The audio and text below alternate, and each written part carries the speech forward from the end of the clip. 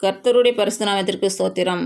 இன்றைய நாளுக்கான தேவ வார்த்தை என்னாகமம் 24ஆம் அதிகாரம் 1 மற்றும் 2ஆம் வசனங்கள். இஸ்ரவேலை ஆசீர்வதிப்பதே கர்த்தருக்கு பிரியம் என்று பீலேயாம் கண்டபோது அவன் முந்தி செய்து வந்தது போல நிமித்தம் பார்க்க போகாமல் வனாந்தரத்திற்கு நேராக தன் முகத்தை திருப்பி தன் கண்களை ஏறெடுத்து இஸ்ரவேல் தன் கோத்திரங்களின்படியே பாளையம் இறங்கி இருப்பதை பார்த்தான். தேவ ஆவி அவன் மேல் வந்தது. இன்று பிறந்த நாள் மற்றும் திருமண நாள் காணும் அனைவருக்கும் இயேசு கிறிஸ்துவின் நாமத்தினாலே வாழ்த்துக்கள். கர்த்தர் உங்கள் பலவீனங்களை மாற்றி உங்களுக்கு பலத்தை கட்டளையிடுவாராக.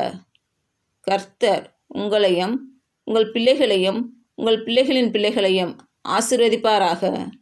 கர்த்தர் உங்களோடு இருந்து உங்கள் பணிகளையும் பயணங்களையும் ஆசீர்வதிப்பாராக. ஆமேன்.